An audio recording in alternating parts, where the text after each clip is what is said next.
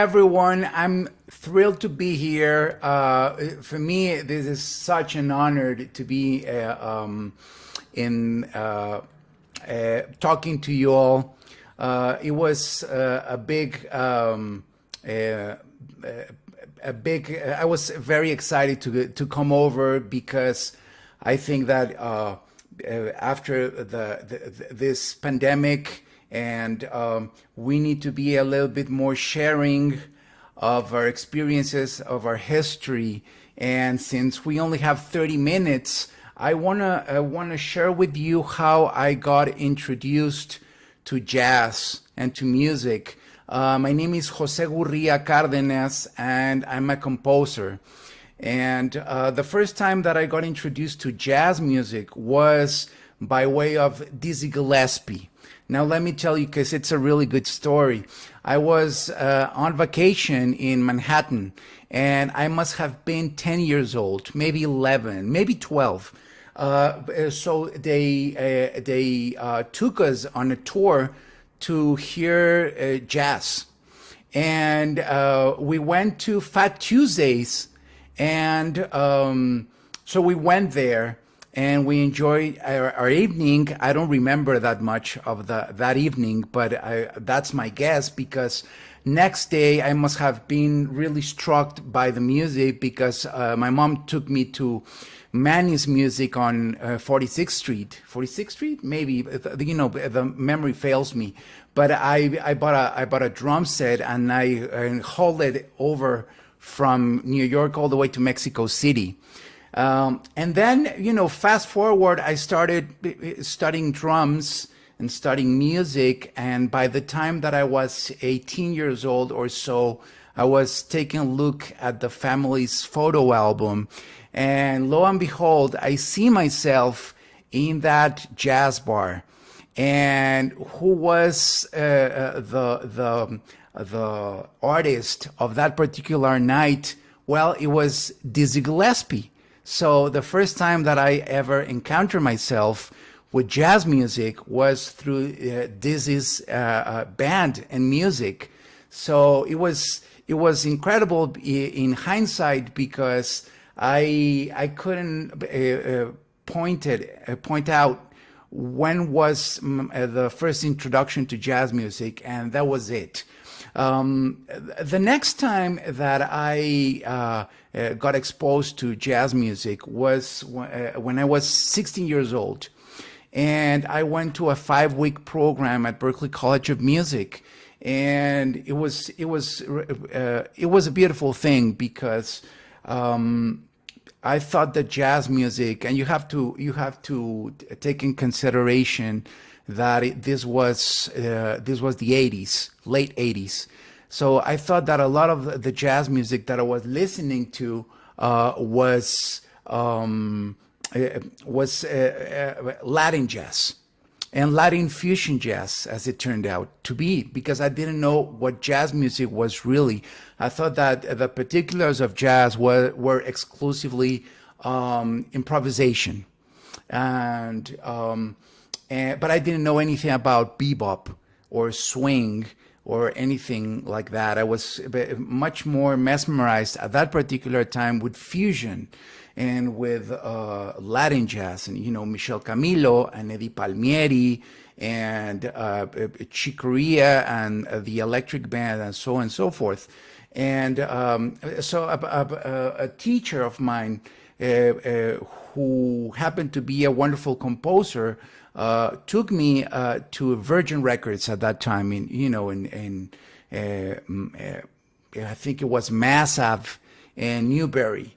And we bought like 20 or 30 CDs. And I remember this was the first time that I got a hold of, Something Else by Cannonball Adderley. And I bought all these Miles Davis recordings. And then I was exposed to Gil Evans and to Bob Brookmeyer and to Thad Jones. And then something happened, because it really hit a light bulb that was very important to me, and that I've been fostering over the course of 35, 40 years that I've been doing this. I have to go, fast forward to when I was studying my master's and my doctorate at the University of Southern California.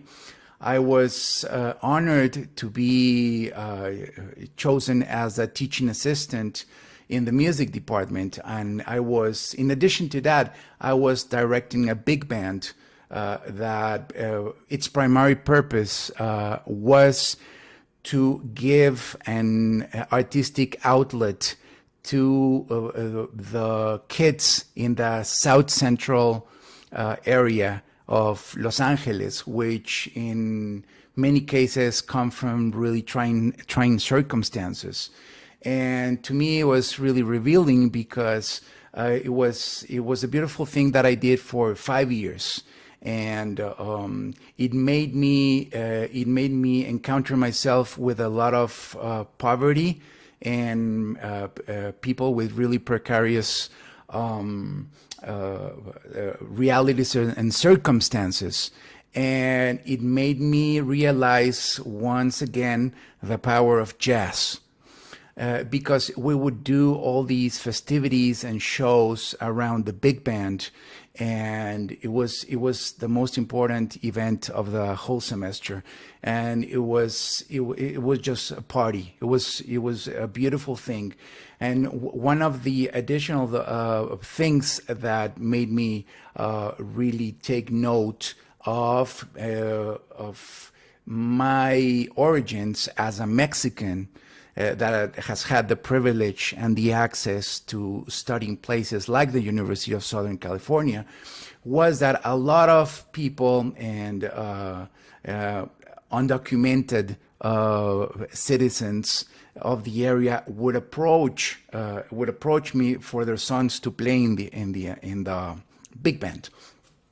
So that was incredible because it was one of those surprises that I couldn't foresee. As far as giving to the community, I was not only giving to the community, and I was a vehicle. I wasn't giving, I was just a vehicle, a humble servant for the community. But I could tell that because of this magnificent program that the University of Southern California had, we could benefit people from a large pool, diverse ethnic pool. And to me, that really warmed my heart in ways that I cannot tell you. During that stay, I was really honored to be the Ella Fitzgerald Scholar, and that it was a grant given by the Ella Fitzgerald Charitable Foundation, and that allowed me to meet Fran Morris Rosman, who was instrumental for me to develop and to grow as a person and as a scholar and as an interpreter and as a composer.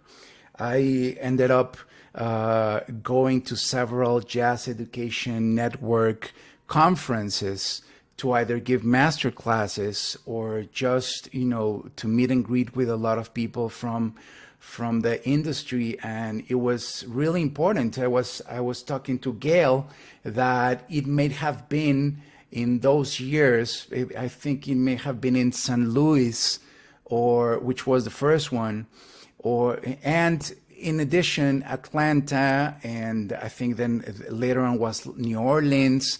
And so again, the power, the community, and the power of gathering that jazz has and music in general has, it's powerful, and it was profound in someone like me. I was born and raised in Mexico City, and then I moved for 20 years to the United States, and it was always the pursuance of what my place within a community what was my place within a community and how could I benefit it? Because I knew in time to come, I was going to become an asset to that community or to the different communities that I belong to. But it was that pursuance that took me to a lot of those places. And if it hadn't been for people like Frank Morris Rossman from the Ella Fitzgerald Foundation, it may have been much, much cumbersome than what it was. I wanna tell you about this really cool story. When I went to do a master class, this was in New Orleans, and I went to the 9th Ward to teach a class of Brazilian drumming. And this was post-Katrina, of course. And it was one of the most beautiful experiences I've ever had in my life.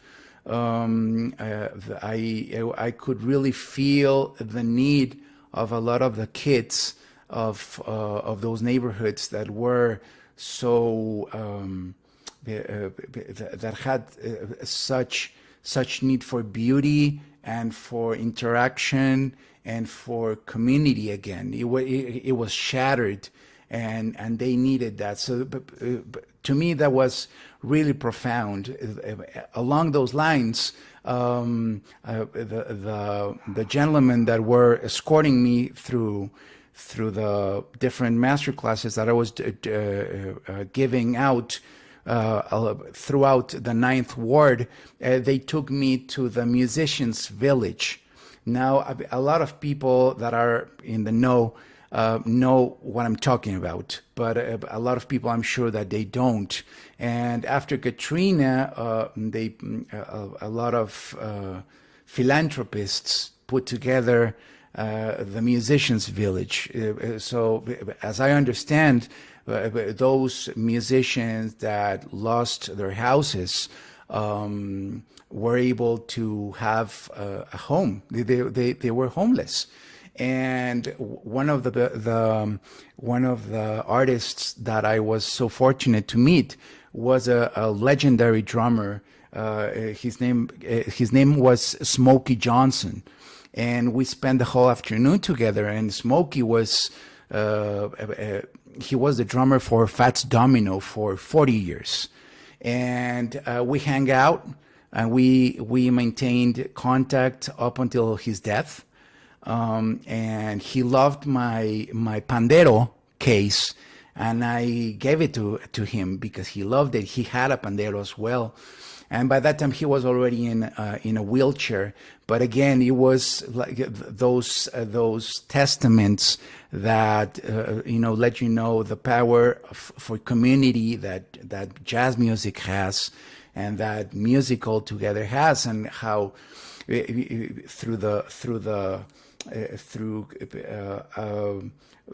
through a spirit of community, we can really better ourselves in any situation that we can think about. And I say all this because one of the reasons that made me that I was so thrilled to come over here is that a lot of people really don't know me.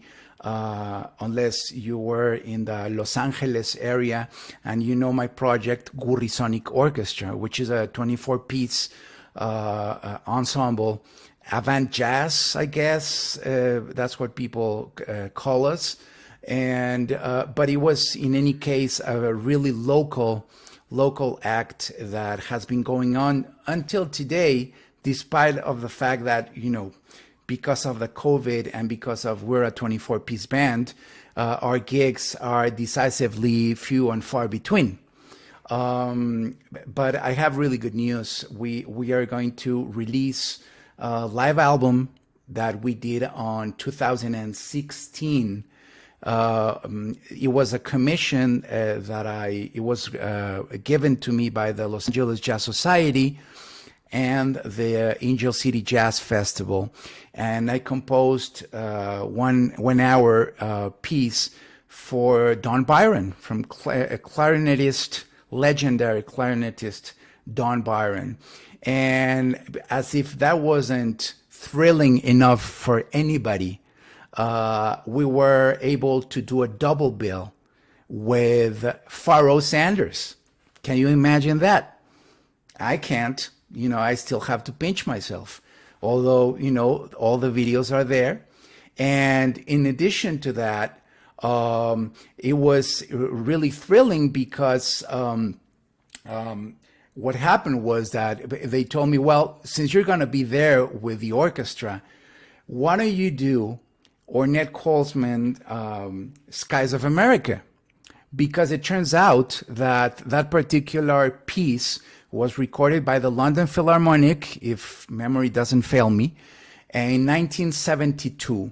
And then over the course of the next 25 years, Ornette played some of those movements. It's the 21 movement piece. Beautiful, and it's genius. I mean, what you would expect from Ornette Coleman, right? But the challenging thing was that we didn't have a score. So I transcribed the whole score from the London Philharmonic by ear. So it was interesting because if any of you are familiar with that piece, there's a lot of notes written onto the page. And it was a beautiful experience. So we played a second set. So the first set was Don Byron with the orchestra, original music. Second set was Ornette Coleman's reinterpretation of Skies of America 21 movement, majestic piece, which I understand, I might be wrong, but it was never performed in its entirety in the West Coast. So imagine that. And then Pharoah Sanders. Imagine that. It was incredible, and it was probably one of the biggest things that has happened to me in my professional career, and that probably will happen. And I'm thrilled that we're going to release that on Orenda Records, which is a beautiful label for a lot of music, underground music and avant-garde music from Los Angeles.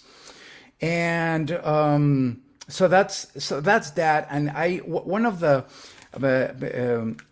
to kind of react and respond to a question that a lot of people ask me.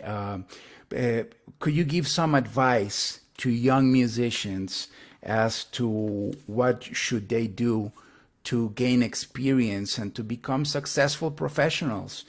And the answer is, well, say yes to everything. Say yes until you're so busy that you have to start saying no. And even then, say yes. Be smart, try to connect, and understand that you have to gain experience, and you have to be open to the opportunities. I think that the survival aspect of us as artists will depend on us all, on you, on myself, to recognize opportunities when they come. And so we have to be ready, and we have to, we have to be capable to tackle the opportunity, right? But we have to understand the opportunity. Now, let me tell you a really good story about opportunities. So I did my first album with Gurria Orchestra, and we did a crowdfunding campaign, and we managed to gather almost $25,000. Okay, it was beautiful. It was a beautiful thing. It was almost the adventure inside the adventure. I mean, the big adventure being making the actual album, but it was a beautiful thing. Feeling capable of gathering resources so that I could pay a small token of appreciation for my beautiful musicians that are playing the music that I composed for them. So that was a beautiful thing. We released the album, and then I put it through the Grammy for their consideration and so forth. And then a producer contacts me, and he was interested in my music, and he thought that the music was meaningful and was profound, and he liked it. And so later on, he invites me, I'm talking years later, he invites me to participate in a project with Arturo O'Farrill. And so we traveled to Tijuana to record this album with Akua Dixon and with Regina Carter and with Antonio Sanchez. And then we traveled yet even more so. Well, up until this point, so we traveled to Tijuana to record it because it was kind of like a by-country type of plot line. That was kind of like the spirit. And then they told me, well, we're going to record it even more because we need to have clean recordings. We're going to go to the power station in Manhattan to record, and but we need you to travel on your own dime, okay? And it was troubling for me at that particular time, but my good friend Antonio Sanchez said to me, do it, Gurri, because this is important. This is a good opportunity, and I did. So I went there, we recorded, it was a beautiful thing. Arturo Farrell and I are brothers, from that day on. And he has been so gracious in so many opportunities that, I've received from him and from the whole experience. And then the album came out. I was so fortunate to become friends with Akua Dixon and Regina Carter and so forth. And then 6 months ago, like 2-3 years after, they contact me from Brooklyn Symphony Orchestra because it turns out that the now assistant director to the Brooklyn Symphony Orchestra was an assistant to the Afro-Latin Jazz Alliance at the moment that we recorded the Arturo Farrell album. You see? So it's beautiful because now I'm going to be, Brooklyn Symphony Orchestra is premiering an album that is premiering a piece of mine in April, I understand, 2022. And if it wasn't because I went through all those, that labyrinth, that life is, over the course of 9 years, they would have never, know of my existence. And it's beautiful. And I'm sure that I can trace yet the actual making of my first album to, 1,000 other little encounters and little things that has happened to me, and could have happened to anybody. But I was blessed that I knew at that time that it was important to acknowledge them and to respect them and to pay attention to them, because in general they were people that were willing to give me a shot and were given to take a chance, and that they could see potential. And I think that that's really important because, I work really hard, and I'm 49 years old right now, so I'm getting up there, at half the way, if you will. So now I'm encountering that situation too. I mean, I want to keep on moving with my career, and hopefully everything goes well, because I really work a lot on that. But now I'm faced with giving opportunities to young people. So we need to take the elevator down for young people so that they can they can be challenged, and they can receive the opportunities and the access that I was given by either my access or my privilege or both or life or luck or anything, because young generations, they deserve to have that. So yes, say yes to everything. If you say yes to everything, you will know that the only problem is to decide whether you want to do it or not. And that will be a decision that you'll know in your heart and in your mind that if you do it correctly, you will have that experience. And I don't believe that there is any bad experience. Even the bad experiences are really good because it lets you know what you don't want to do. And for me, it's incredible because, again, being exactly a middle-aged man, middle-aged artist, lets me know what I don't want to do anymore, but I can keep intact my capacity for curiosity and wonderment because I'm not getting frustrated by stuff that I may have done already or that may not be congruent with my reality. So that's important. And oh my God, it's already 4 to the hour. I just wanna tell you that it's I'm really happy to be broadcasting from Mexico City. I really wanted to talk more about what being a by-country artist is, because it entails a lot of things on motivation. It also has to do with creativity and critical thinking, and how creativity is a vehicle to critical thinking, but also you can flip it, and critical thinking can be also a vehicle to creativity. And that to me is really important, because we live in some times where we are also product centered. And I think we need to go back and be process and processes centered.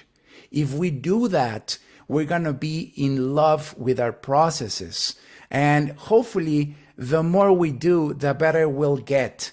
And we'll have better products, but let's not concentrate on product.